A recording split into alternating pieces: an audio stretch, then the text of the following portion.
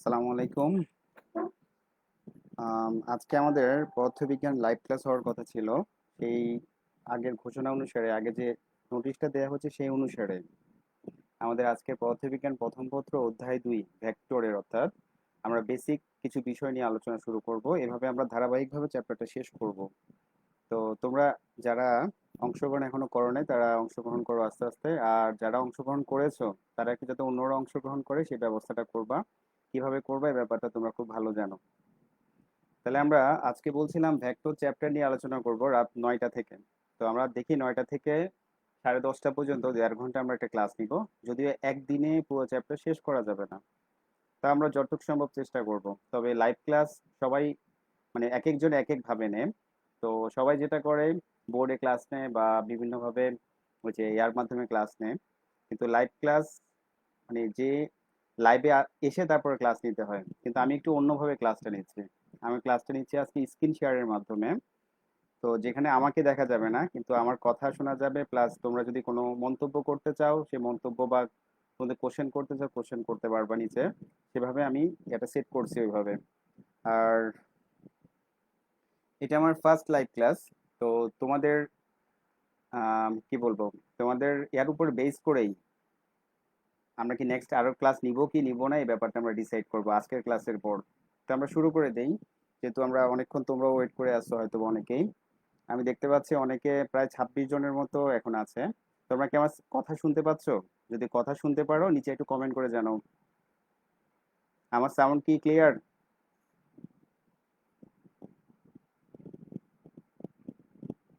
Sound কি clear আছে?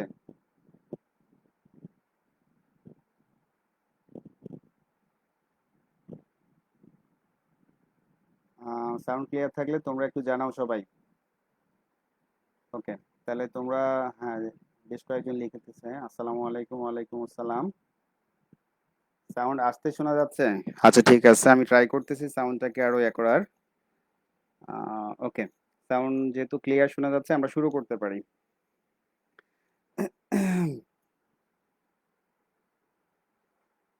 তো আমরা শুরু করি। শুরুতে আমরা ভেক্টর পদার্থবিজ্ঞান প্রথম পত্রের দ্বিতীয় অধ্যায় দ্বিতীয় অধ্যায় নিয়ে আমরা আলোচনা করব। দ্বিতীয় অধ্যায়টা হচ্ছে ভেক্টর। আচ্ছা, ভেক্টর জানার আগে আমাদের প্রথমে কিছু ব্যাপার সম্পর্কে জানতে হবে। একটা হচ্ছে রাশি। আমরা রাশি থেকে আসি আস্তে আস্তে। তো রাশি কয় প্রকার এটা আমরা জানি। রাশি হলো দুই প্রকার। আমরা আগে ফ্রেমটা করে ফেলি এই চ্যাপ্টারে কি কি আমরা করব সেটা অনুসারে। শুরুতে আমরা ভৌত রাশির কথায় আসি, কারণ এই চ্যাপ্টারটা যে ভেক্টর আলোচনা করব সেটা ভৌত রাশির একটা অংশ। ভৌত রাশি, এই ভৌত রাশি হচ্ছে দুই প্রকার। একটা হচ্ছে ভেক্টর ভেক্টর রাশি, আর একটা হচ্ছে স্কেলার রাশি।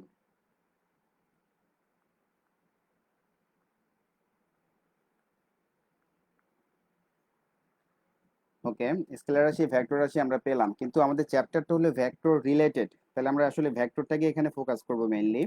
তো ভেক্টরটা ফোকাস করলে কি কি আমরা পড়বো সেটা একটু দেখে নিই। আমরা শুরুতে আমরা ভেক্টর রিলেটেড যেটা করব, ভেক্টরের কিছু বিশেষ ভেক্টর সম্পর্কে আমরা জানবো। তাহলে প্রথম যে টপিকটা আমরা জানবো 1 নাম্বার, সেটা হচ্ছে কি বিশেষ ভেক্টর। বিশেষ কিছু ভেক্টর রাশি আছে সেগুলো সম্পর্কে জানবো। তারপর আমরা দেখব ভেক্টরের জ্যামিতিক যোগের কিছু সূত্র আছে, মানে জ্যামিতিক পদ্ধতিতে ভেক্টর যোগের কিছু সূত্র। তাহলে আমরা জ্যামিতিক পদ্ধতিতে যোগের সূত্র এই সম্পর্কে আমরা জানবো। এটা হচ্ছে আমাদের 2 নাম্বার। তারপর আমরা 3 নাম্বারে আমরা যেটা জানবো সেটা হচ্ছে ভেক্টরের গুণ সম্পর্কে জানবো, গুণফল। ভেক্টরের গুণফল সম্পর্কে জানবো। 4 নাম্বারে আমরা আসবো ভেক্টরের বীজগণিতিক কতিপয় সূত্র, বীজগণিতের কিছু সূত্র মেনে চলে ভেক্টর, সেই ব্যাপারগুলো আমরা দেখব। ভেক্টর বীজগাণিতিক সূত্র, ভেক্টর বীজগাণিতিক সূত্র,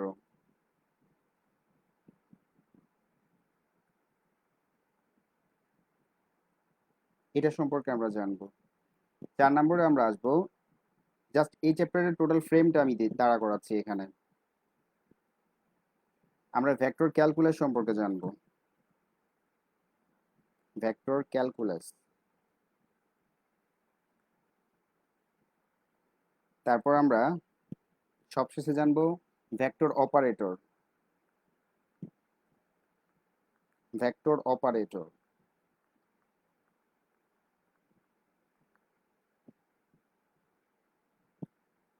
তাহলে আমরা নাম্বারিং গুলো করে ফেলি। 3, 4, 5, 6।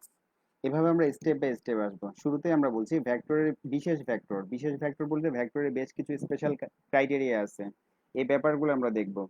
এই ব্যাপারগুলোর মধ্যে কি কি আছে, যেমন আছে ভেক্টরের সদৃশ ভেক্টর কাকে বলে, সমভেক্টর কাকে বলে, এই রিলেটেড যে বিষয়গুলো, একক ভেক্টর, আয়ত একক ভেক্টর, অবস্থান ভেক্টর, এই টাইপের যা যা আছে আমরা কিছু ভেক্টর সম্পর্কে আগে শুরুতে আমরা জানবো। তাহলে আমাদের ফার্স্ট টার্গেট বিশেষ ভেক্টর সম্পর্কে জানা। এরপর আমরা জ্যামিতিক পদ্ধতিতে যোগের সূত্রগুলো দেখব। সূত্রগুলোর মধ্যে কি কি হতে পারে? এ, সূত্র হচ্ছে সাধারণ সূত্র আছে, সাধারণ সূত্র। বি, ত্রিভুজ সূত্র। সি, বহুভুজ সূত্র। ডি, উপাংশের সূত্র, সামান্তরিকের সূত্র।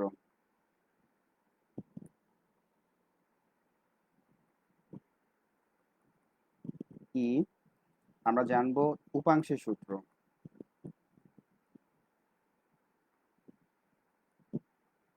এই কয়েকটা বিষয় জানবো। তারপর জানবো আমরা 3 নম্বরে ভেক্টরের গুণ। ভেক্টরের দুই ধরনের গুণ হয়ে থাকে।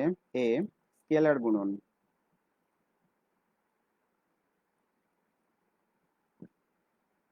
বি, আমরা জানবো ভেক্টর গুণন।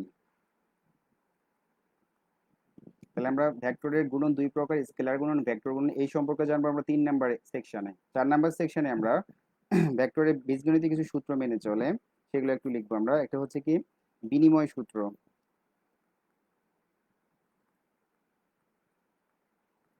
বি, সংযোগ সূত্র।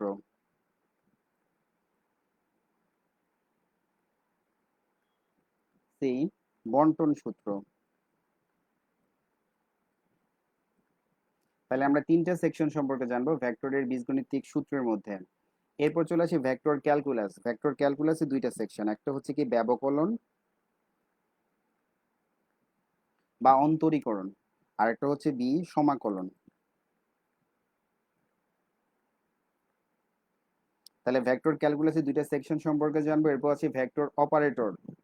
ভেক্টর অপারেটর হচ্ছে টোটাল 3টা সেকশন। একটা হচ্ছে এ, গ্রেডিয়েন্ট।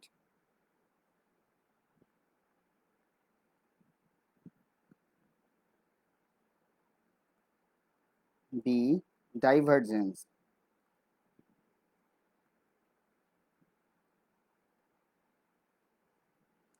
C, curve. এটা হলো পুরো চ্যাপ্টারের একটা ওভারভিউ, আমি এখানে দাঁড়া করালাম। আমরা একটা একটা করে সেকশন আসবো আজকের ক্লাসে। হয়তো বা আমরা 1 নাম্বার সেকশন আর 2 নম্বর সেকশনটা শেষ করতে পারবো, যতটুকু সম্ভব আমরা চেষ্টা করব। আর বাকি সেকশনগুলো আমরা পরবর্তী ক্লাসগুলোতে আস্তে আস্তে দেখব। তবে আমরা আজকে শুরুতে আমরা যেহেতু শুরুর দিক থেকে শুরু করব, ভেক্টরের পরিচয়, পরিচিতি বা পরিচয়, বা ভেক্টর কোত্থেকে, ভেক্টর রাশি কিভাবে প্রকাশ করা হয়, এই জিনিসগুলো নিয়ে শুরু করব। এটা বিশেষ কিছু ভেক্টর আছে, সেগুলো জানবো। ভেক্টরের যোগের সূত্রগুলো, এগুলো আমরা দেখবো হয়তো বা আজকের ক্লাসে। আর নেক্সট ক্লাসে আমরা বাকিগুলো আস্তে আস্তে দেখবো। তো ঠিক আছে, আমরা শুরু করে দেই। ভেক্টরের চ্যাপ্টারটার আমরা ফ্রেমওয়ার্কটা দ্বারা করলাম, এই ফ্রেমওয়ার্ক অনুসারে আমরা ক্লাসটা নিব আস্তে আস্তে। তো ঠিক আছে, আমরা এই পেজটা মুছে দিচ্ছি, আমরা নেক্সট পেজে চলে যাব। তোমরা নতুন যারা আছো তারা হয়তো বা ব্যাপারগুলো বুঝতে পারতেছো না, আমরা যখন ধারাবাহিকভাবে আসবো এরপর থেকে তোমরা বুঝতে পারবা। যারা পুরাতন, পুরাতন বলতে নিউ ফার্স্ট ইয়ার যারা, তারা বুঝতে পারবে না। যারা ওল্ড ফার্স্ট ইয়ার, যারা পরীক্ষার্থী বেশ, তারা বুঝতে পারতেছো। পুরো চ্যাপ্টারে আমরা এখানে জাস্ট একটা ফ্রেমওয়ার্ক দ্বারা করালাম যে আমাদের ক্লাসটা কিভাবে নিব, আর চ্যাপ্টারটা কিভাবে মানে কি কোন স্টেপের পর কোন স্টেপগুলো আছে, কি কি আছে, এই ব্যাপারটা।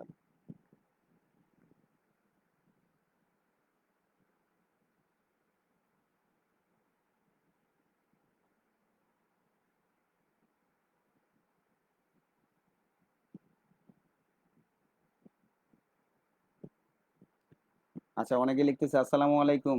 ওয়ালাইকুম আসসালাম। ঠিক আছে। আর তোমরা সাউন্ড ক্লিয়ার না হলে আমাকে একটু জানাবা, আশা করি সাউন্ড ক্লিয়ার থাকবে, কারণ আমি এর আগেও এভাবে ক্লাস নিয়েছিলাম, তো সাউন্ড ক্লিয়ারই থাকে সব সময়, সাউন্ড খুব একটা সমস্যা হয় না। ওকে, আমরা শুরু করি। আজকে আমরা বলছিলাম শুরু করবো আমরা রাশি দিয়ে। রাশি,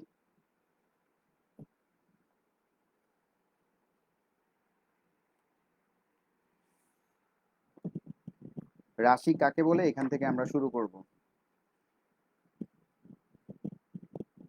ভৌত জগতে আমরা যা কিছু পরিমাপ করতে পারি তাকে আমরা রাশি বলে থাকি। তাহলে ভৌত জগতে যা কিছু পরিমাপ করা যায়,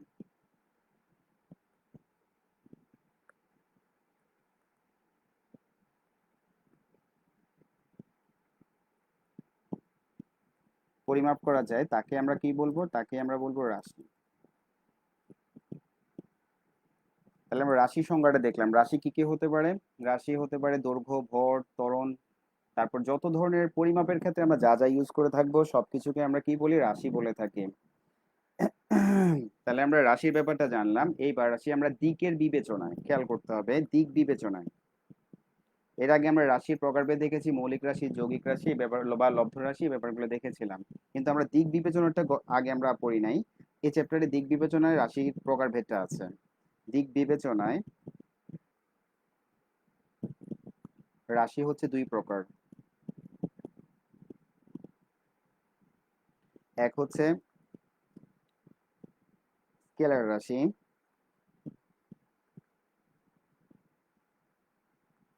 দুই হচ্ছে ভেক্টর রাশি। আমরা প্রকারভেদের শুরুতে বলেছি আমরা দিক বিবেচনায়, তার মানে হচ্ছে একটা রাশিকে প্রকাশ করার জন্য মানের দরকার তো অবশ্যই হবে, সাথে কি হয় কিছু কিছু রাশি আছে যাদের প্রকাশ করার জন্য দিকটাও দরকার হয়। তো যেসব রাশি শুধুমাত্র শুধুমাত্র মান দ্বারা, শুধুমাত্র কি হচ্ছে মান দ্বারা সম্পূর্ণরূপে প্রকাশ করা যায়,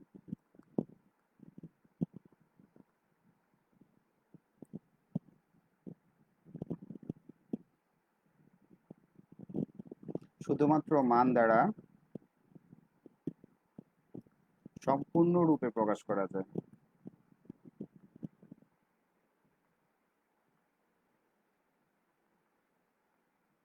দিকের প্রয়োজন হয় না, মানে দিক নির্দেশনের প্রয়োজন হচ্ছে না, তাকে আমরা বলবো কি, তাকে আমরা বলবো স্কেলার রাশি। শুধুমাত্র মান দ্বারা সম্পূর্ণরূপে প্রকাশ করা যায়। এবার আসি আমরা দিকের কি প্রয়োজন নেই, দিক নির্দেশের প্রয়োজন হয় না।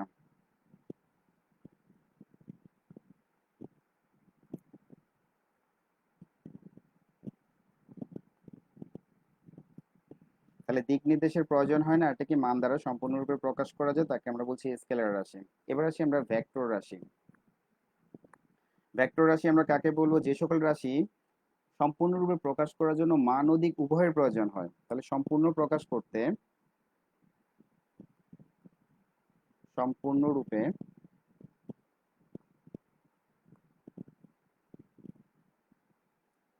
প্রকাশ করার জন্য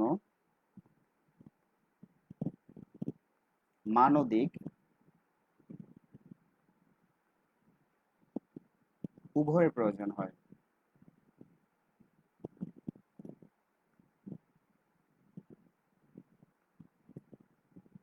উভয়ের প্রয়োজন হয়, সেটাকে আমরা বলছি কি, সেটা হচ্ছে ভেক্টর রাশি। এবার আমরা একটা উদাহরণে চলে আসব, স্কেলার রাশি আর ভেক্টর রাশির উদাহরণে। ছোট্টবেলা থেকে আমরা অনেকগুলো রাশি জানি। ক্লাস 6 থেকে বিশেষ করে পরিমাপের চ্যাপ্টার গুলো শুরু হয় সায়েন্সে বা এই সায়েন্স বইতে। তো সেই অনুসারে আমরা অনেকগুলো রাশি জানি, যেমন দৈর্ঘ্য, ভর, দ্রুতি, কাজ, শক্তি, ক্ষমতা, বেগ, সরণ, ত্বরণ ইত্যাদি ইত্যাদি। তো এগুলোর মধ্যে যে সকল রাশি শুধুমাত্র মান দ্বারা প্রকাশ করা যায় তাকে আমরা বলবো স্কেলার রাশি। আর যেসব রাশি প্রকাশের ক্ষেত্রে মান দিক উভয়ের প্রয়োজন হয় তাকে আমরা বলবো কি, ভেক্টর রাশি। এবার আমরা বলছিলাম স্কেলার রাশি আর ভেক্টর রাশির কথা। কথা হলো স্কেলার রাশি ভেক্টর রাশি তো অনেক উদাহরণ আছে, এত উদাহরণ কোনটা আমরা কিভাবে মনে রাখবো সেই প্রসেসটা আমরা একটু দেখাবো, কিভাবে আমরা উদাহরণগুলো সবগুলো মনে রাখতে পারি একসাথে। আচ্ছা ঠিক আছে, এবার আসি আমরা আগে আমরা ভেক্টর রাশি উদাহরণগুলো শিখে নিই, তাহলে আমাদের একটু সুবিধা হবে। ভেক্টর রাশির উদাহরণ,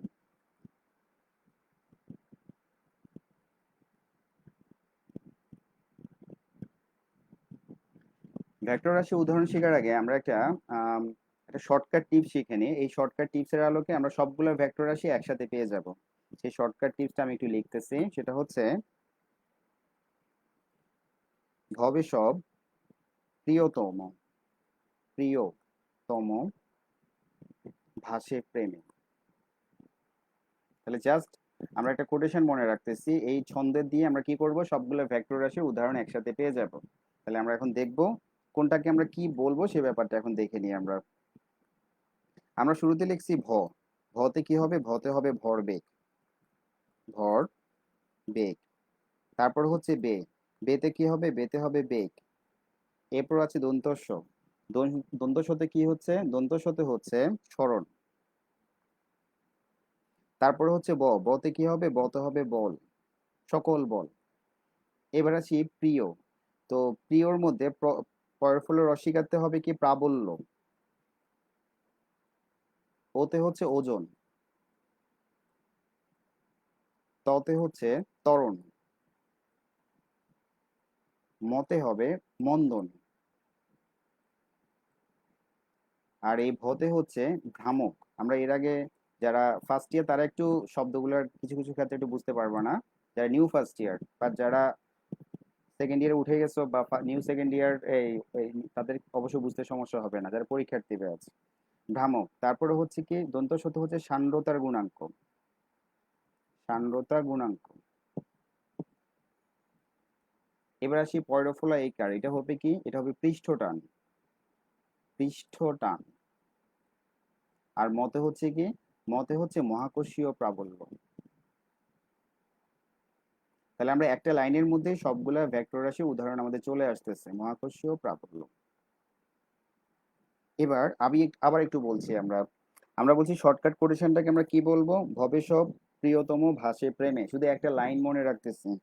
এই লাইনের পর আমরা এখান থেকে সবগুলো ভেক্টর রাশি পেয়ে যাচ্ছি। শুরুতে বললাম ভতে হচ্ছে ভরবেগ, বেতে হচ্ছে বেগ, আর দন্তস্ব হতে সরণ, বতে বল, প্রিয়তে হচ্ছে প্রাবল্য, আর ওতে হচ্ছে ওজন, ততে হচ্ছে ত্বরণ মন্দন, তারপরে হচ্ছে ভাতে হচ্ছে ভ্রামক, দন্তাস্ব এইকারে হচ্ছে সান্দ্রতা গুণাঙ্ক, আর পরফলা এইকারে হচ্ছে পৃষ্ঠটান, মতে হচ্ছে মহাকর্ষীয় প্রাবল্য। তাহলে আমরা কি এক লাইনের মধ্যে সবগুলা ভেক্টর রাশির উদাহরণ একসাথে পেয়ে যাচ্ছি, কিন্তু এখানে একটা শর্ত আছে। শর্তটা আমি এখন লিখবো। শর্তটা আমি একটু অন্য কালার দিয়ে লিখি, একটু লাল কালার দিয়ে লিখি বা একটু কমলা কালার দিয়ে। দেখো আমরা বলছি এখানে ভ্রামকের কথা বলছি আর প্রাবল্যের কথা বলছি। সকল প্রাবল্য ও ভ্রামকই ভেক্টর রাশি। তাহলে আমরা একটু লিখে রাখি, সকল সকল প্রাবল্য, এটা অবশ্যই মনে রাখতে হবে, এটা ডবল স্টার দিয়ে দিচ্ছি। সকল প্রাবল্য ও ভ্রামক ভেক্টর রাশি। শুধু একটাই ব্যতিক্রম, ব্যতিক্রমটা হচ্ছে কি জড়তার ভ্রামক, একটাই ব্যতিক্রম আছে, সেটা হচ্ছে কোনটা, জড়তার ভ্রামক। ব্যতিক্রম জড়তার ভ্রামক।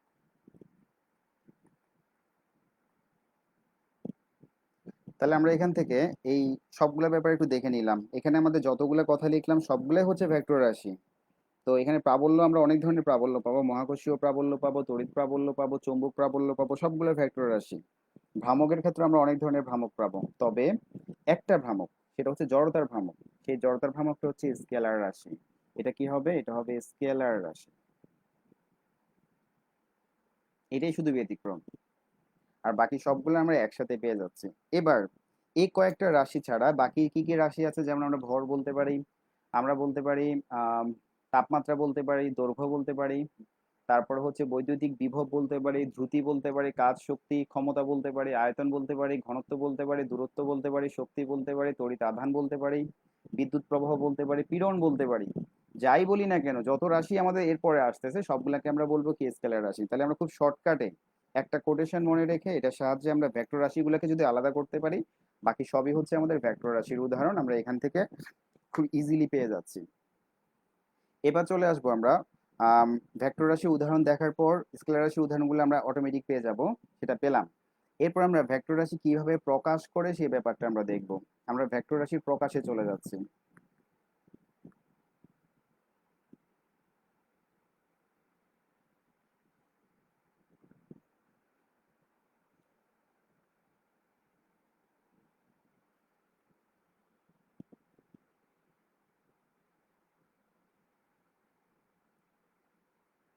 ওকে, আমরা এবার আসবো ভেক্টর রাশির প্রকাশ।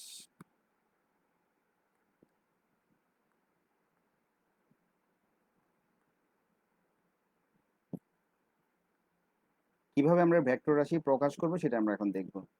একটা সাপোজ এটা একটা ভেক্টর, এটাকে আমরা বলছি এ ভেক্টর। এটাকে প্রকাশ করতে হয় কিভাবে? এটার উপর ভেক্টর সাইন দিয়ে। তার মানে হচ্ছে কোনো একটা ভেক্টরকে আমরা প্রকাশ করতে হলে উপরে একটা তীর চিহ্ন দিতে হবে। এভাবে আমরা একটা ভেক্টরকে প্রকাশ করতে পারি। অথবা বা এই ভেক্টরের উপরে একটা দাগ চিহ্ন দিতে পারি বারের মতো করে। এভাবে আমরা কি একটা ভেক্টরকে প্রকাশ করতে পারি। অথবা আমরা এভাবে প্রকাশ করতে পারি, এই ভেক্টরের নিচে একটা দাগ দিতে পারি। এভাবে আমরা কি করতে পারি? ভেক্টর ভেক্টর প্রকাশ করতে পারি। তাহলে আমরা ভেক্টর প্রকাশের ক্ষেত্রে তিনটা ব্যাপার দেখলাম। একটা হচ্ছে উপরে অ্যারো চিহ্ন দ্বারা, একটা হচ্ছে উপরে বার চিহ্ন দ্বারা, একটা হচ্ছে নিচে বার চিহ্ন দ্বারা। এই তিন ভাবে আমরা কি ভেক্টর রাশি প্রকাশ করতে পারি। তাহলে আমরা ভেক্টর রাশি প্রকাশের ব্যাপারটা দেখলাম, কিন্তু ছাপার অক্ষরে যখন লেখা হয়, তাহলে আমরা এবার শিখবো ছাপার অক্ষরে কিভাবে লেখা হয় দেখবো। ছাপার অক্ষরে একটা ভেক্টরকে প্রকাশ করা হয়, সেটা কি করা হয়? খুব ভোল্ড করে লেখা হয় এভাবে। এই ভোল্ড করে লেখাটা থেকে আমরা বুঝতে পারবো কি এটা একটা ভেক্টর রাশি। তাহলে ছাপার অক্ষরে যখন হচ্ছে তখন সেটাকে আমরা কি করব? ভোল্ড করে লিখবো। এবার তোমাদের লেভেলে যে বইগুলো, অর্থাৎ আমাদের এসএসসি এইচএসসি লেভেলে যে বইগুলো, এই বইগুলোতে কোথাও ছাপার অক্ষরে এভাবে কিন্তু লিখে নাই। কিন্তু হায়ার লেভেলে যাও, জাস্ট ইন্টারমিডিয়েটের পর যখন অনার্স লেভেলে যাবা, বইতে কোথাও ভেক্টর সাইন এভাবে ডিরেক্টলি দেয়া থাকে না। অনেক বইতে, ম্যাক্সিমাম বইতে এটা থাকে বাইরের রাইটারদের। কোথাও কি এভাবে অ্যারো চিহ্ন দ্বারা ছাপার অক্ষরে লেখা থাকে না, থাকে কিভাবে? এরকম বোল্ড করা থাকে। এটা দেখেই বুঝতে হয় এটা একটা ভেক্টর রাশি। তাহলে আমরা ছাপার অক্ষরে যখন ভেক্টরকে প্রকাশ করা হয়, সেটা কিভাবে প্রকাশ করা হয়? বোল্ড করে লেখা হয়। এই বোল্ড করা লেখা দেখে বুঝতে হবে এটা একটা ভেক্টর রাশি। তাহলে আমরা ভেক্টর রাশির প্রকাশের ব্যাপারটা দেখলাম। এবার এই ভেক্টর রাশি, সাপোজ এ একটা ভেক্টর, এই ভেক্টর থেকে আমরা কি বুঝি? এটার মধ্যে এটার মানও আছে, মানও আছে, আবার কি আছে? দিকও আছে। আমরা এখান থেকে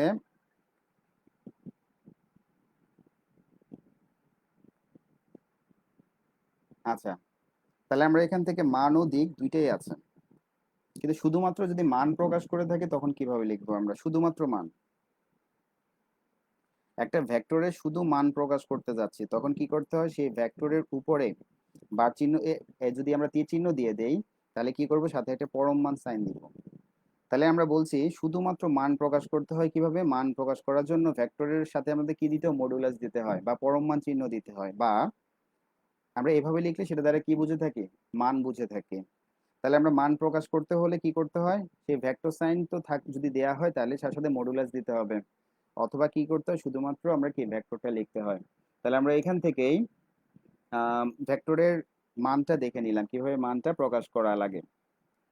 এরপরে আসি আমরা ভেক্টরের প্রকাশটা আমরা শেষ করলাম মোটামুটি। স্কেলার রাশির প্রকাশটাও দেখলাম। আমরা এখান থেকে মান প্রকাশ করা মানে কি হচ্ছে? এটা স্কেলার রাশির প্রকাশটা হয়ে যাচ্ছে। এবার বিশেষ কিছু ভেক্টর আছে, এইবার বিশেষ ভেক্টরগুলো আমরা দেখবো একটা একটা করে।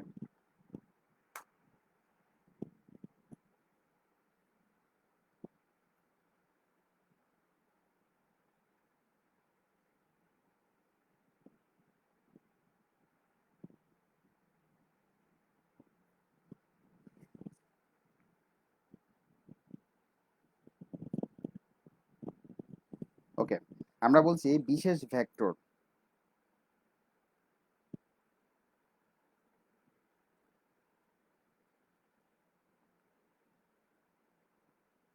সেই বিশেষ ভেক্টরের প্রথমটা হচ্ছে আমাদের এক নাম্বারটা, সেটা হচ্ছে স্বাধীন ভেক্টর। স্বাধীন ভেক্টর, এটা বোঝার জন্য আমাদের একটা ভেক্টরের চিহ্ন আঁকতে হবে। এটা একটা ভেক্টর, এটাকে আমরা বলছি পি ভেক্টর। এই ভেক্টর রাশির এটাকে হচ্ছে শুরুর বিন্দুটা, এটা হচ্ছে কি শেষ বিন্দুটা। এই যে শুরুর যে বিন্দুটা, এটা একটা নাম আছে, এটাকে বলা হয় পাদবিন্দু। এটাকে বলা হচ্ছে পাদবিন্দু। আর শেষের যে বিন্দুটা, এই বিন্দুটাকে বলা হয় শীর্ষবিন্দু। তাহলে আমরা স্বাধীন ভেক্টরের সংজ্ঞায় আসবো, তার আগে আমরা একটা ভেক্টর দেখলাম পি ভেক্টর, যার প্রথম বিন্দুটা যেখান থেকে শুরু হয়েছে সেটাকে আমরা বলছি পাদবিন্দু, আর শেষ বিন্দুটাকে আমরা বলছি কি শীর্ষবিন্দু। তাহলে আমরা একটা ভেক্টরের পাদবিন্দু আর শীর্ষবিন্দুটা চিনতে পারলাম। এরপর আসি আমরা স্বাধীন ভেক্টর কাকে বলে সেই ব্যাপারটা বলি। কোন একটা ভেক্টরের পাদবিন্দু যদি কোথাও কোথায় হবে সেটা নির্দিষ্ট যদি না থাকে অর্থাৎ যদি স্বাধীন থাকে, তাহলে পাদবিন্দু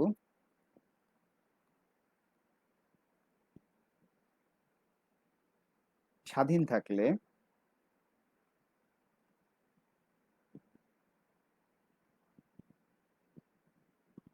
স্বাধীন হলে তাকে আমরা বলবো কি স্বাধীন ভেক্টর।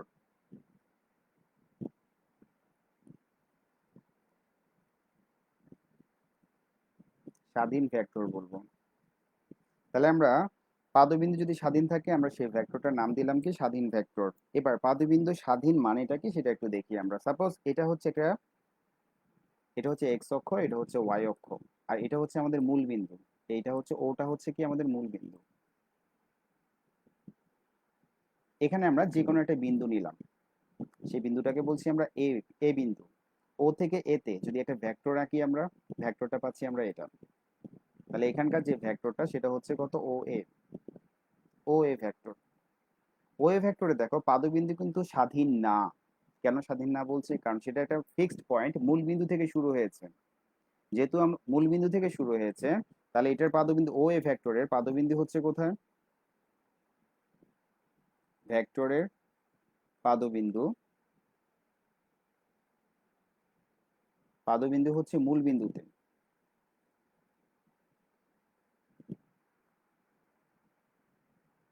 যেহেতু পাদবিন্দু মূল বিন্দুতে, সেহেতু আমরা বলবো এই ভেক্টরটা কি, এই ভেক্টরটা স্বাধীন ভেক্টর নয়। তাহলে এটা কি হচ্ছে, এটা স্বাধীন ভেক্টর নয়, স্বাধীন ভেক্টর নয়। তাহলে আমরা স্বাধীন ভেক্টরের চেহারাটা চিনলাম। স্বাধীন ভেক্টরের ক্ষেত্রে পাদবিন্দু নির্দিষ্ট থাকবে না। যদি পাদবিন্দু নির্দিষ্ট থাকে তাহলে আমরা কি বলবো সেটা এখন আমরা দেখব।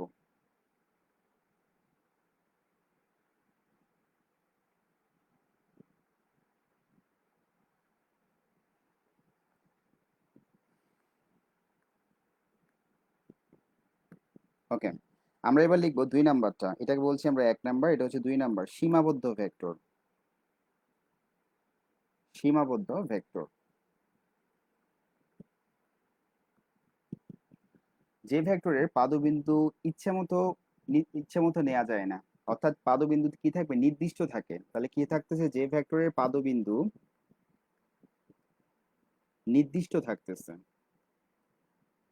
নির্দিষ্ট, তাকে আমরা বলবো কি, তাকে আমরা বলবো সীমাবদ্ধ ভেক্টর। তাহলে পাদবিন্দু নির্দিষ্ট থাকে লিখি আমরা, তাকে আমরা কি বলছি, তাকে আমরা বলছি সীমাবদ্ধ ভেক্টর। যেমন একটু আগে দেখালাম আমরা, এখানকার এটা হচ্ছে এক্স অক্ষ, এটা হচ্ছে ওয়াই অক্ষ।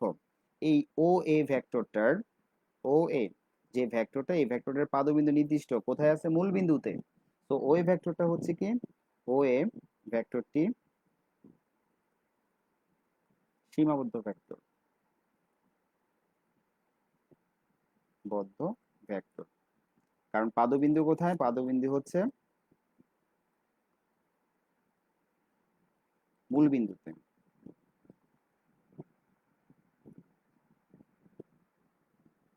এরপরে চলে আসি আমরা, সীমাবদ্ধ ভেক্টর গেল, আমরা এরপর চলে আসবো সদৃশ ভেক্টরে। আমি আগেই বলছিলাম আমি বেসিক থেকে আলোচনা শুরু করব, মাঝখান থেকে না, অন্য এক বা ওই যে মাঝখান থেকে কোনো একটা কিছু কি বলবো, কিছু টপিক থাকে খুব মজাদার টপিক, ওইসব টপিক থেকে আমি আমার ক্লাস শুরু করবো না, এটা আমি আগেই বলেছিলাম। আমি বলছিলাম বেসিক থেকে, যাতে স্টেপ বাই স্টেপ একটা ছাত্র যাতে ক্লাসগুলো করলে তাদের ফুল কনসেপ্ট ক্লিয়ার হয়ে যায়, আমি বলছি এইভাবে ক্লাসটা নিব। শুধুমাত্র মাঝখান থেকে খুব জিস্ট কিছু অংশ থাকে, মজাদার চাকচিক্য টাইপের অংশ আর কি, সেই অংশগুলো শুধু যদি বলি তাহলে হবে কি, তোমরা ওই যে আগ পরে অনেক গ্যাপ থেকে যায়। তো চাকচিক্যের অংশগুলো আসবে আমাদের আস্তে আস্তে, তবে আমরা প্রথম বেসিক কিছু ব্যাপার জেনে নিই। এরপর চলে আসি আমরা সদৃশ ভেক্টর।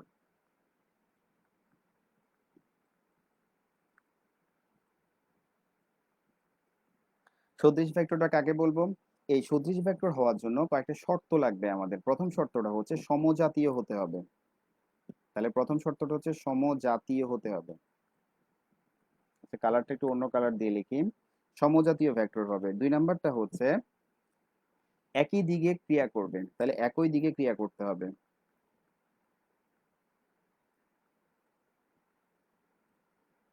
ক্রিয়া করে। তাহলে দেখো সদৃশ ভেক্টরে 2টা শর্ত পেলাম, একটা হচ্ছে সমজাতীয়, একটা হচ্ছে একই দিকে ক্রিয়া করে। এখন কথাটার মানেটা কি, শুরুতে আমরা সমজাতীয় আসি। দেখো আমি যদি বল একটা ভেক্টর আসি আমরা জানি, তাহলে দুইটা ভেক্টর নিলাম, এখানে নিলাম এ একটা ভেক্টর, এটা নিলাম বি একটা ভেক্টর, এরা একই দিকে কাজ করতেছে, এই দুইটা ভেক্টর একই দিকে কাজ করতেছে। এবার আসি আমরা, এই দুইটা ভেক্টর যদি এ ভেক্টরটা বল হয় তাহলে বি ভেক্টরটাও কি হবে, বল হবে। এ ভেক্টরটা যদি ত্বরণ হয় বি ভেক্টরটাও কি হবে, ত্বরণ হবে। এ ভেক্টরটা যদি বেগ হয় বি ভেক্টরটাও কি হবে, বেগ হবে। এই কথাটার মানে হচ্ছে কি এরা সমজাতীয় ভেক্টর। তার মানে প্রথম শর্তটা হচ্ছে সমজাতীয় হতে হবে, একটা গেল। দুই নাম্বারটা হচ্ছে দিক একই দিকে ক্রিয়া করবে। দেখো এই ভেক্টরটা যেদিকে কাজ করতেছে বি ভেক্টরটা ঠিক একই দিকে কাজ করতেছে, তাহলে দিক একই দিকে হবে। এই দুইটা শর্ত যদি ফুলফিল করে আমরা তাকে বলবো কি সদৃশ ভেক্টর। তাহলে সমজাতীয় দুইটা ভেক্টরের দিক যদি একই হয় তাকে আমরা বলবো কি সদৃশ ভেক্টর। আমরা সদৃশ ভেক্টরের সংজ্ঞাটা এখান থেকে দেখে নিলাম। এবার আসি আমরা 4 নাম্বারটাতে। 4 নাম্বার আমরা বলবো কি বিসদৃশ ভেক্টর। বিসদৃশ ভেক্টর এটা কাকে বলে একটু দেখি আমরা। এখানেও দুইটা শর্ত থাকবে। প্রথম শর্তটা একই থাকবে, সমজাতীয় হতে হবে, সমজাতীয়। আর 2 নম্বর শর্তটা হচ্ছে তাদের দিক কি হবে, বিপরীত হবে, দিক বিপরীত হবে।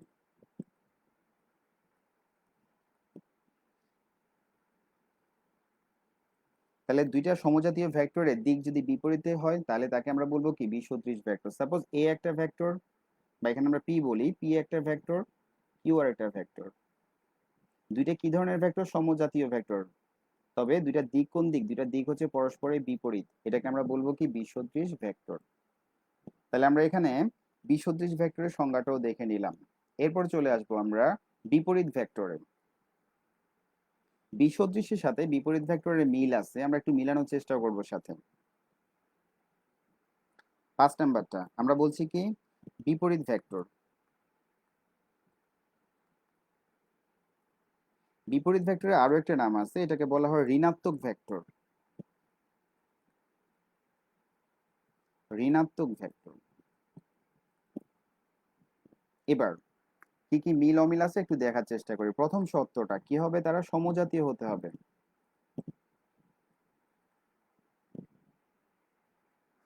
সমজাতীয়, সরি সমজাতীয়। এবার 2 নাম্বারটা দিক কি হবে, বিপরীত হবে, দিক বিপরীত হবে। আর মান কি হবে, 3 নাম্বারটা, 3 নম্বর শর্তটা হচ্ছে মান সমান হবে। তাহলে এই তিনটা শর্ত ফুলফিল করলে আমরা বিপরীত ভেক্টরটা পাবো। তাহলে বিপরীত ভেক্টরের সংজ্ঞা কি হবে, বিপরীত ভেক্টরের সংজ্ঞা হচ্ছে সমজাতীয় দুইটা ভেক্টরের দিক যদি বিপরীত হয় এবং তাদের মান যদি সমান হয় তাকে আমরা বলবো কি বিপরীত ভেক্টর। যেমন এখানে পি একটা ভেক্টর, কিউ একটা ভেক্টর, এই দুইটা ভেক্টরের মান সমান, তাহলে কি হচ্ছে পি ইজ ইকুয়াল টু হচ্ছে কত, কিউ, মান সমান। আর দিকটা কি, দিকটা হচ্ছে পরস্পরের বিপরীত, আমরা লিখতে পারবো কি পি ইজ ইকুয়াল টু লিখতে পারবো মাইনাস অফ কিউ, এভাবে লিখতে পারবো। তাহলে হচ্ছে কি দেখো দুইটি ভেক্টরের,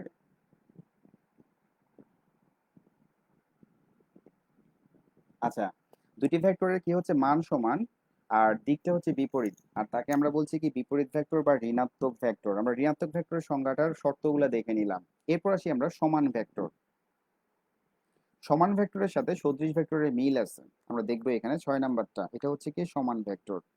আচ্ছা এখানে আরেকটা কথা একটু অ্যাড করি, সেটা হচ্ছে এটাকে বলে সে কথাটা হচ্ছে বিসদৃশ ভেক্টর আর বিপরীত ভেক্টরের মধ্যে মিল আছে। দেখো সমজাতীয় সমজাতীয়, দিক বিপরীত হবে, দিক বিপরীত হবে, কিন্তু বিপরীত ভেক্টরের শর্তটা ফিক্সড, মানটাও সমান হতে হবে। বাট এখানে মান সমান হোক মান সমান না হোক এটা কোনো যায় আসে না। মান সমান হলেও সেটা কি হবে, বিসদৃশ ভেক্টর হবে, মান সমান না হলেও সেটা কি হবে, বিসদৃশ ভেক্টর হবে। তার মানে আমরা অবশ্যই বলতে পারি সকল বিপরীত ভেক্টর বিসদৃশ ভেক্টর, সকল বিসদৃশ ভেক্টর বিপরীত ভেক্টর নয়, এই কথাটা আমরা নিয়ে আসতে পারি। এরপর আসি আমরা সমান ভেক্টর বা সমভেক্টর, বা সমভেক্টর, এটা সংজ্ঞাগুলো আসি আমরা। 1 নম্বর শর্ত এখানেও সমজাতীয় হতে হবে। 2 নম্বর শর্ত কি হচ্ছে, দেখো একই দিকে ক্রিয়া করতে হবে, একই দিকে ক্রিয়া করে। 3 নম্বর শর্তটা হচ্ছে মান সমান হতে হবে।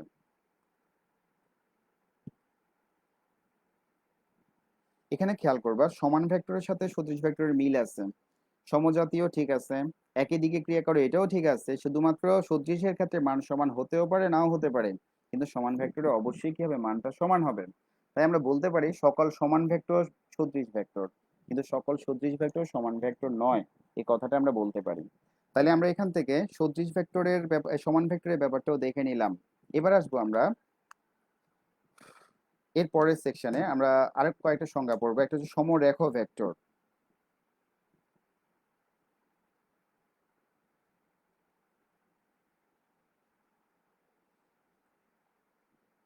সাত নাম্বারটা আমরা বলছি কি সমরেখ ভেক্টর।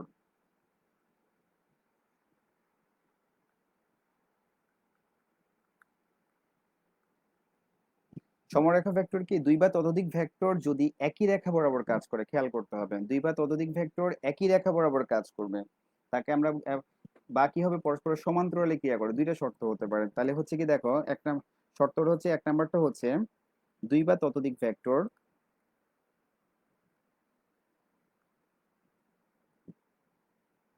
ততোধিক ভেক্টর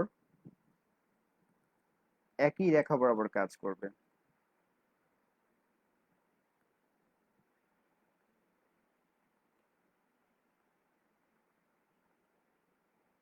ক্রিয়া করে, বা আমরা বলতে পরস্পর সমান্তরালে ক্রিয়া করে, বা পরস্পর সমান্তরালে ক্রিয়া করে,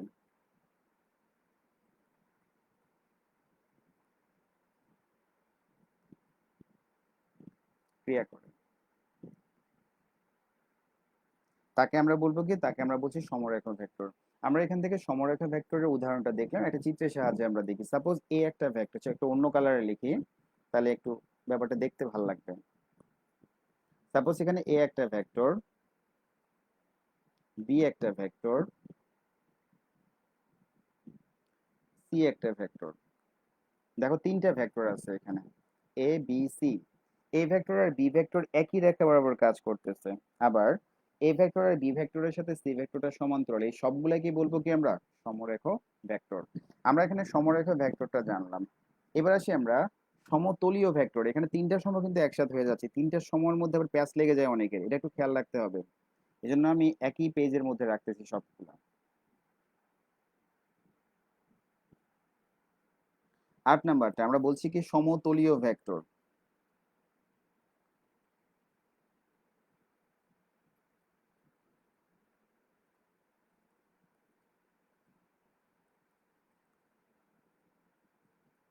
সমতলীয় ভেক্টর কাকে বলবো, দুই বা ততোধিক ভেক্টর যদি একই সমতলে অবস্থান করে,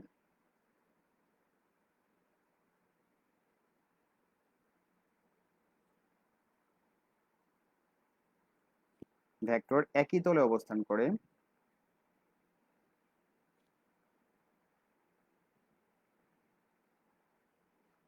করে, তাদেরকে আমরা বলবো কি সমতুলীয় ভেক্টর। দেখো এই যে আমাদের যে সারফেসটা, যে হোয়াইট বোর্ডটা দেখা যাচ্ছে, এই তলের উপর আমরা বেশ কয়েকটা ভেক্টর রাখতেছি। সাপোজ এখানে আমরা এটা একটা ভেক্টর নিলাম, এটা একটা ভেক্টর নিলাম, এটা একটা ভেক্টর নিলাম, এই সবগুলো ভেক্টর নাম দিয়ে দিই, এটা পি ভেক্টর, এটা কিউ ভেক্টর, এটা আর ভেক্টর। তিনোটা ভেক্টর কি হচ্ছে, একই তলে অবস্থান করতেছে, একই তলে অবস্থান করতেছে বিধায় আমরা এটাকে বলবো কি সমতলীয় ভেক্টর। ঠিক আছে, আমরা সমতুলীয় ভেক্টরের ব্যাপারটাও দেখে নিলাম। এরপরে আসি আমরা তিনটা ভেক্টর পাচ্ছি। আমরা এখানে তিনটা ভেক্টর কি কি, একটা হচ্ছে তিন সম পাচ্ছি, তিন সমর মধ্যে প্যাচ বেঁধে যায়, খেয়াল করতে হবে। বলছে প্রথম বললাম কি সমান ভেক্টর, সমজাতীয় হবে, মান সমান হবে, দিকও একই হবে, সেটা হচ্ছে কি সমান ভেক্টর। সেটা হচ্ছে এরকম এ বি, দুইটা ভেক্টরের মানও সমান, দিকটাও কি থাকতেছে, একই থাকতেছে, এটা হচ্ছে কি, এটা হচ্ছে সমান ভেক্টর। মানটাও সমান, দিকটাও কি হচ্ছে সমান, তার দিক যেহেতু সমান আমরা বলতে পারি a is equal to B বলতে পারবো। এটা হচ্ছে কি সমান ভেক্টর। সমরেখ ভেক্টর কি, সমরেখ ভেক্টর হলে একই রেখা বরাবর ক্রিয়া করবে এবং পরস্পর অথবা পরস্পরের কি হবে, সমান্তরালে ক্রিয়া করবে, তাকে আমরা বলছি সমরেখ ভেক্টর। আর সমতলীয় কোনটা, একই তলে অবস্থান করবে, তাকে আমরা বলছি কি সমতলীয় ভেক্টর। এরপর আমরা আরেকটা ভেক্টরের রাশি সংজ্ঞায় চলে যাব, সেটা হচ্ছে সঠিক ভেক্টর।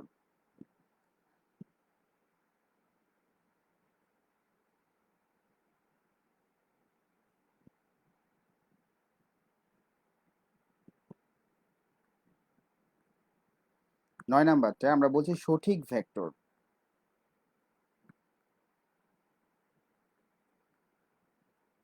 যে ভেক্টরের মান শূন্য নয়, তাহলে মান যদি শূন্য না হয় তাকে আমরা বলবো কি সঠিক ভেক্টর। কোনো একটা ভেক্টরের কোনো না কোনো মান থাকলে, মানে মান শূন্য ছাড়া অন্য কোনো মান থাকলে সেটাকে আমরা বলবো কি সঠিক ভেক্টর। এবার আমরা আসি 10 নাম্বারটা, সেটা হচ্ছে কি নাল ভেক্টর। নাল ভেক্টর বা শূন্য ভেক্টর।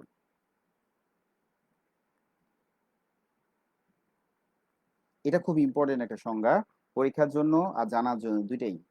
নাল ভেক্টরটা আছে যে ভেক্টরের মান শূন্য তাকে আমরা বলবো কি নাল ভেক্টর। তাহলে আমরা বলছি যে ভেক্টরের মান শূন্য তাকে আমরা বলছি নাল ভেক্টর।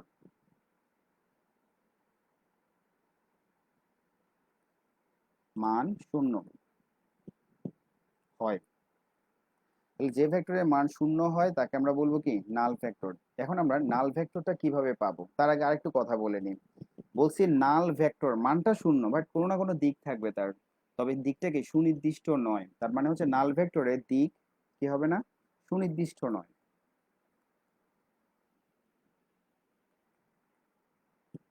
সুনির্দিষ্ট নয়, তাহলে নাল ভেক্টরের দিকটা সুনির্দিষ্ট হবে না। আর প্রকাশ কিভাবে করব আমরা, প্রকাশ প্রকাশ করব আমরা শূন্য, শূন্যের উপর কি করবো একটা ভেক্টর সাইন দিব। এটা দ্বারা কি আমরা নাল ভেক্টরটাকে প্রকাশ করব। তাহলে নাল ভেক্টর কিভাবে প্রকাশ করে সেটাও দেখে নিলাম। নাল ভেক্টরের মান সবসময় শূন্য হবে, নাল ভেক্টরের সুনির্দিষ্ট কোনো দিক থাকে না। এখন কথা হচ্ছে নাল ভেক্টরটা আমরা কিভাবে পাবো। নাল ভেক্টরটা পেতে হলে কি করতে হবে, নাল ভেক্টর পেতে হলে একই ভেক্টরের সাথে তার বিপরীত ভেক্টর কি করতে হবে, তার বিপরীত ভেক্টর যোগ করতে হবে। তাহলে একটা ভেক্টরের সাথে তার বিপরীত ভেক্টর যদি যোগ করি, সাপোজ একটি ভেক্টরের সাথে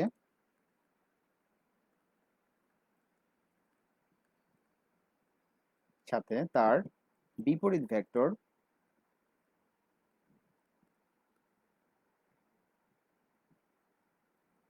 ভেক্টর যোগ করে নাল ভেক্টর পাওয়া যায়। তাহলে আমরা একই ভেক্টরের সাথে তার বিপরীত ভেক্টর যোগ করে নাল ভেক্টর পেতে পারি। আরেকটা প্রসেস আছে নাল ভেক্টর পাওয়ার। দুইটা সমান ভেক্টর যদি বিয়োগ করি, তাহলে লিখি আমরা দুইটি সমান ভেক্টর, দুইটি সমান ভেক্টর বিয়োগ করে, বিয়োগ করে আমরা নাল ভেক্টর পেতে পারি। এবার একটু দেখাই আমরা নাল এটা কিভাবে পাবো। প্রথমে বললাম কি একটি ভেক্টরের সাথে তার বিপরীত ভেক্টর যোগ করে, সাপোজ এ একটা ভেক্টর, এটার বিপরীত ভেক্টর কি হবে, এ এর বিপরীত ভেক্টর, বিপরীত ভেক্টর সেটা কত পাচ্ছি, বিপরীত ভেক্টর পাচ্ছি আমরা এ ভেক্টর মাইনাস। তাহলে এ ভেক্টরের বিপরীত ভেক্টর হচ্ছে এটা। এই দুইটা আমরা কি করব, যোগ করব। যোগ করলে আমরা কি পাবো, নাল ভেক্টর পেয়ে যাব। তাহলে আমরা করতেছি দেখো এ ভেক্টর যোগ মাইনাস অফ এ ভেক্টর, আমরা এখান থেকে কি পাবো, নাল ভেক্টর পাবো। তাহলে আমরা নাল ভেক্টর পাওয়ার প্রসেসটা দেখে নিলাম। এবার দুটি সমান ভেক্টর বিয়োগ করে, সাপোজ এ একটা ভেক্টর, এ ভেক্টরের আরেকটা সমান ভেক্টর হচ্ছে এ আর এ ভেক্টর, এই দুইটা সমান ভেক্টর আমরা কি করব, বিয়োগ করব। বিয়োগ করলে কি পাবো, আমরা নাল ভেক্টর পাবো। তাহলে নাল ভেক্টর পাওয়ার প্রসেসটা দেখলাম। তাহলে নাল ভেক্টরের কিছু বৈশিষ্ট্য আমাদের কাছে চলে আসতেছে। একটা হচ্ছে নাল ভেক্টরের মান শূন্য হবে, একটা হচ্ছে দিক সুনির্দিষ্ট থাকবে না, আরেকটা পেলাম একই ভেক্টরের সাথে তার বিপরীত ভেক্টর যোগ করে আমরা নাল ভেক্টর পেতে পারি, দুইটা সমান ভেক্টর বিয়োগ করে আমরা কি পারি, নাল ভেক্টর পেতে পারি। আরো একটা পয়েন্ট আমরা অ্যাড করতে পারি, সেটা হচ্ছে নাল ভেক্টরের পাদবিন্দু শীর্ষবিন্দু একই বিন্দুতে হয়। তাহলে আমরা এটা একটু অ্যাড করে দিই। নাল ভেক্টরের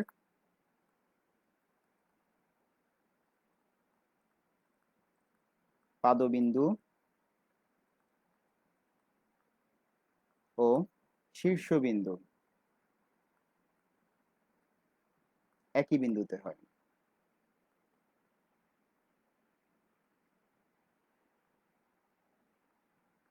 তাহলে আমরা এখান থেকে নাল ভেক্টরের এই বৈশিষ্ট্যটা অ্যাড করতে পারি।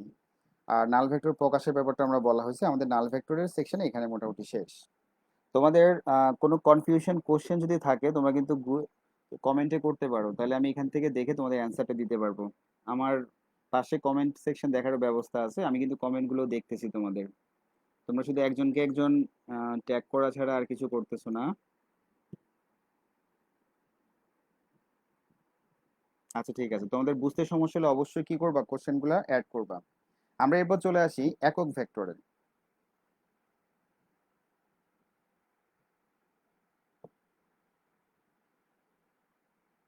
আমরা বলছি একক ভেক্টর।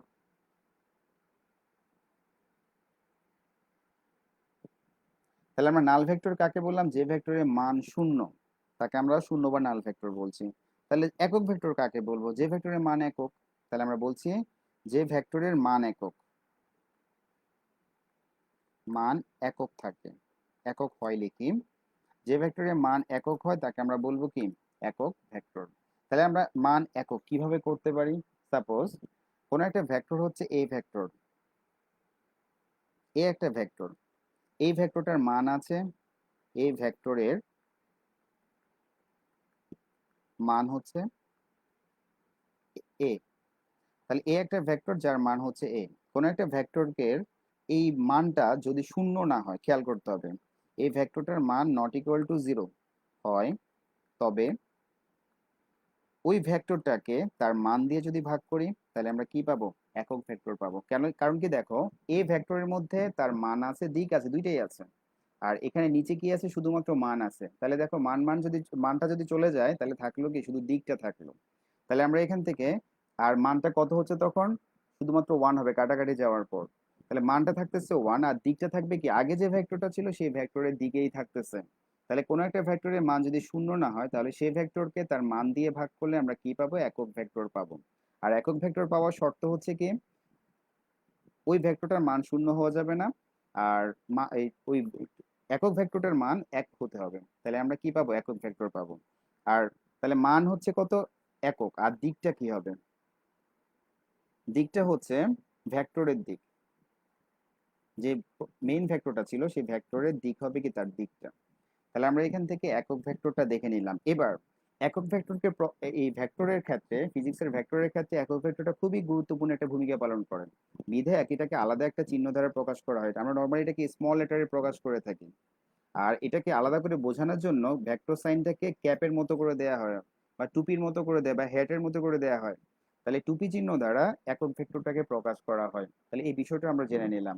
তাহলে একক ভেক্টর প্রকাশের ক্ষেত্রে তার মাথার উপর কি একটা টুপি চিহ্ন দিতে হয়, আর এটি চিহ্ন থেকে আমরা বুঝতে পারবো কি এটা একটা একক ভেক্টর। এবার একক ভেক্টর আর নাল ভেক্টরের ক্ষেত্রে আমরা বেশ কিছু পার্থক্য দেখতে পাচ্ছি। প্রথম পার্থক্যটা হচ্ছে একক ভেক্টরের মান হচ্ছে কত, একক, আর নাল ভেক্টরের মান হচ্ছে কত, শূন্য। তাহলে আমরা এই একটা সেকশন দেখে নিলাম। তারপরে বলছি কি দেখো, একক ভেক্টরের দিক আছে, আবার নাল ভেক্টরের দিক আছে, তবে একক ভেক্টরের দিকটা নির্দিষ্ট, বাট নাল ভেক্টরের দিকটা কি হবে না, নির্দিষ্ট হবে না। তাহলে এই কথাগুলো একটু পাশাপাশি মনে রাখবা। সাথে হচ্ছে কি দেখো, একটা ভেক্টরের সাথে তার বিপরীত ভেক্টর যোগ করে অথবা দুটি সমান ভেক্টর বিয়োগ করে আমরা কি পেতে পারি, নাল ভেক্টর পেতে পারি। আর একটা ভেক্টরের মান যদি শূন্য না হয়, তাহলে সেই ভেক্টরকে তার মান দিয়ে ভাগ করলে আমরা একক ভেক্টর পেতে পারি। এবার নাল ভেক্টরের ক্ষেত্রে আরেকটা বৈশিষ্ট্য পেয়েছিলাম আমরা, শীর্ষবিন্দু আর পাদবিন্দু একই পয়েন্টে, একই বিন্দুতে। আবার একক ভেক্টরের ক্ষেত্রে কিন্তু সেটা হবে না। একক ভেক্টরের ক্ষেত্রে শীর্ষবিন্দু আর পাদবিন্দু কি হবে, ভিন্ন ভিন্ন পয়েন্টে হবে। একক ভেক্টরকে প্রকাশের ক্ষেত্রে নর্মালি কি, ইংরেজির যে ছোট ছোট হাতের অক্ষর সেভাবে প্রকাশ করা হয়, ছোট হাতের অক্ষর দিয়ে প্রকাশ করে উপরে একটা টুপি চিহ্ন দেওয়া হয়। আর নাল ভেক্টরকে প্রকাশ করার ক্ষেত্রে শূন্য, অর্থাৎ জিরোর উপরে কি চিহ্ন দেওয়া হয়, তীর চিহ্ন দেওয়া হয়।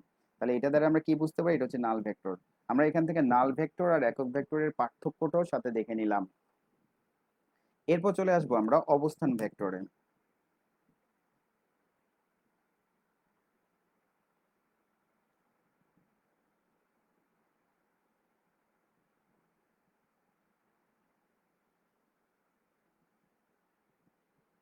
অবস্থান ভেক্টর আমরা আস্তে আস্তে যাব। এর মধ্যে আমরা মাঝে মাঝে যেসব শর্টকাট টিপস গুলো আছে সেগুলো বলে দিব। সাথে হচ্ছে তোমার গুরুত্বপূর্ণ যে সেকশন গুলো ভর্তি পরীক্ষার ক্ষেত্রে, সেই সেকশন গুলো আমাদের এখানে একটার পর একটা চলে আসবে। দেখবে আমি যে কথাগুলো বললাম একক ভেক্টর আর নাল ভেক্টরের মধ্যে পার্থক্য, মেডিকেলের অ্যাডমিশন টেস্টে কিন্তু এগুলো খুব মানে হাইলাইট করা হয় এই টপিকগুলো। তারপরে একটু আগে বলেছিলাম আমরা ভেক্টর রাশির উদাহরণের কথা বলেছিলাম, এগুলো কিন্তু মেডিকেলের ভর্তি পরীক্ষা খুব বেশি পরিমাণে আসে। তারপর আমরা আরেকটা কথা বলছিলাম তিন সমভেক্টরের পেঁচানোর কথা বলছিলাম, বা কিছু ভেক্টর রাশির উদাহরণ বলছিলাম। তো এই সংখ্যাগুলোর কথা বলছি, এই পার্থক্যগুলো কিন্তু মেডিকেলের ভর্তি পরীক্ষায় আসে, তো এই জন্য এগুলো আমরা সবগুলা জিনিস সম্পর্কে জানতে হবে। এবার আসি আমরা অবস্থান ভেক্টর। অবস্থান ভেক্টর কাকে বলে আমরা এখন দেখব। দেখো, প্রসঙ্গ কাঠামোর মূল বিন্দুর সাপেক্ষে,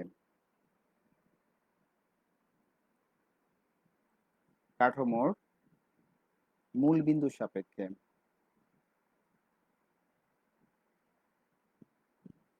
সাপেক্ষে কোনো বিন্দুর অবস্থান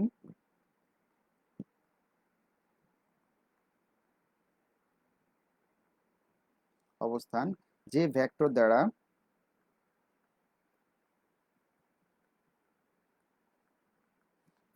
দিয়ে নির্দেশ করা হয়,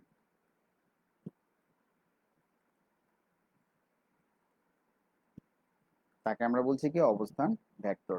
তাহলে প্রসঙ্গ কাঠামোর মূল বিন্দু ব্যাপারটাকে একটু দেখার চেষ্টা করি। সাপোজ এটা হচ্ছে একটা ফ্রেম, এদিকে হচ্ছে এক্স অক্ষ, এদিকে হচ্ছে ওয়াই অক্ষ। এটা হচ্ছে একটা প্রসঙ্গ কাঠামো। তাহলে আমরা এক্স অক্ষ ওয়াই অক্ষর একটা ফ্রেম নিলাম। এটা এই প্রসঙ্গ কাঠামোর মূল বিন্দু হচ্ছে কোনটা? মূল বিন্দু হচ্ছে ও বিন্দুটা। এবার এই ফ্রেমের উপর কোন একটা পয়েন্ট নিলাম, আমরা পি বিন্দু নিলাম। পি বিন্দু স্থানাঙ্ক হচ্ছে এক্স ওয়াই। যদি নেই, দেখো, প্রসঙ্গ কাঠামোর মূল বিন্দুর সাপেক্ষে পি বিন্দু যে ভেক্টরটা হবে সেটা হবে ও পি ভেক্টর।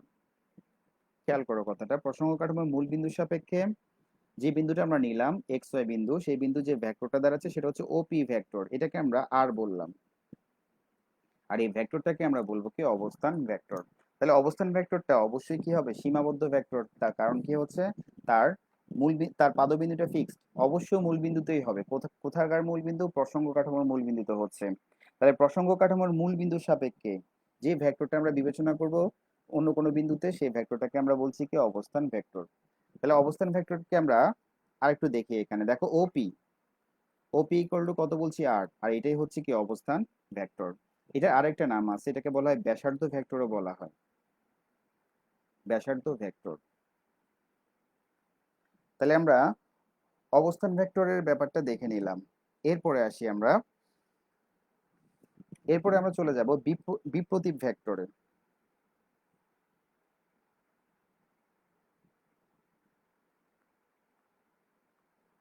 বিপ্রতীপ ভেক্টর এটা কাকে বলে আমরা একটু দেখি। বলছে সমজাতীয় দুটি সমান্তরাল ভেক্টর, একটির মান অপরটির কি হবে? অপরটির হবে বিপরীত সংখ্যা হবে। তাহলে দুইটা শর্ত, একটা হচ্ছে কি সমজাতীয় হতে হবে, সমজাতীয় হতে হবে। আর দুই নম্বর শর্ত হচ্ছে একটির মান, একটির মান অপরটির বিপরীত সংখ্যা হবে, অপরটির বিপরীত সংখ্যা হবে।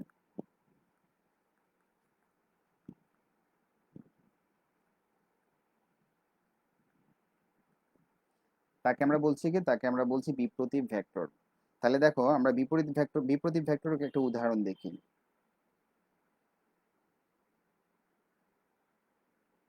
সাপোজ আমরা বললাম এ একটা ভেক্টর যার মান হচ্ছে কত? 7i। আবার বি একটা ভেক্টর যেটা হচ্ছে কত? 1/7i। দুইটার মানের কথা একটু চিন্তা করি। মান দেখবো কি একটা একটার বিপরীত সংখ্যা, মানটা হচ্ছে একটা একটার বিপরীত সংখ্যা। আর তারা কি ধরনের? তারা একই জাতীয়। তাদেরকে আমরা বলবো কি বিপ্রতীপ ভেক্টর। আমরা বলবো এ ও বি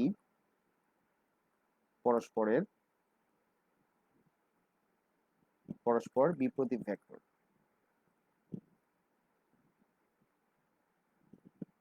তাহলে আমরা বিপ্রতীপ ভেক্টরের ব্যাপারটা দেখে নিলাম। আমরা এই ক্লাসটাকে দুইটা এই 6টা সেকশনে ভাগ করছিলাম। আমরা একটা সেকশনটা দেখে নিলাম, বিশেষ বিশেষ কিছু ভেক্টরের নিয়ম সম্পর্কে জানলাম। আরেকটা সংজ্ঞা আমাদের বাকি আছে। এটা যাওয়ার পর আমরা জ্যামিতিক পদ্ধতিতে ভেক্টরের যোগের ব্যাপারগুলো দেখব। লাস্ট সংজ্ঞা আমাদের এখানকার, সেটা হচ্ছে আয়ত একক ভেক্টর। এটা খুব ইম্পর্টেন্ট একটা সংজ্ঞা, আয়ত একক ভেক্টর। দেখো, ত্রিমাত্রিক স্থানাঙ্ক ব্যবস্থা, আমরা দুইটা অক্ষ জানি, এক্স অক্ষ ওয়াই অক্ষ। আর ত্রিমাত্রিক হলে কয়টা অক্ষ হবে? তিনটা অক্ষ হবে। আর সেটাকে আমরা বলবো কি জেড অক্ষ। তাহলে আমরা বলছি কি, দেখো, ত্রিমাত্রিক স্থানাঙ্ক ব্যবস্থায়, ত্রিমাত্রিক স্থানাঙ্ক ব্যবস্থায়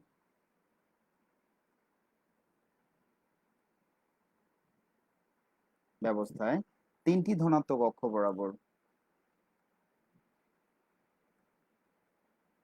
ধনাত্মক অক্ষ বরাবর যে তিনটি তিনটি একক ভেক্টর বিবেচনা করা হয়। একক ভেক্টর বিবেচনা করা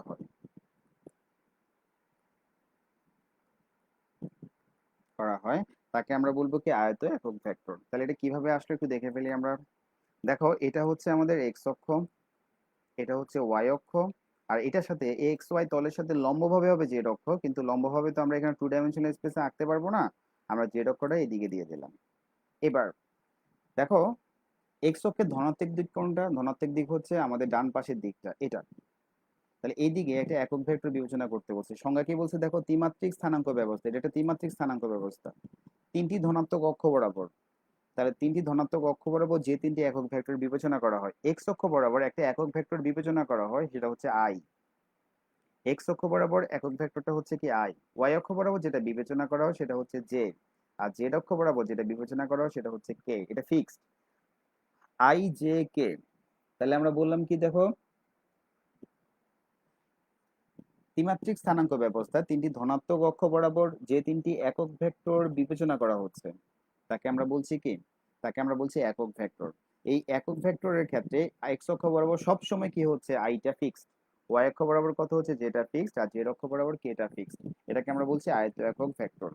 এবার আমরা চলে আসবো জ্যামিতিক পদ্ধতিতে যোগের সূত্র।